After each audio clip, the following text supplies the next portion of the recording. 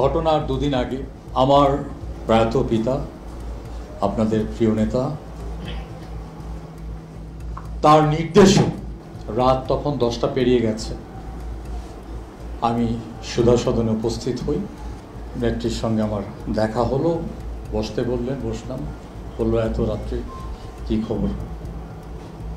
বললাম একটা সম্ভাব্য হামলা চূড়ান্ত হয়েছে, সূত্র মতে হামলাকারী ঢাকার ভেতরে চলে এসেছে।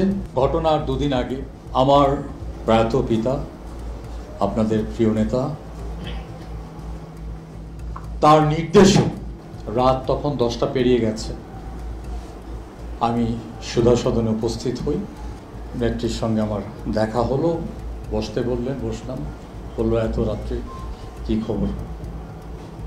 বললাম একটা সম্ভাব্য হামলা চূড়ান্ত হয়েছে, সূত্র মতে হামলাকারী ঢাকার ভেতরে চলে এসেছে।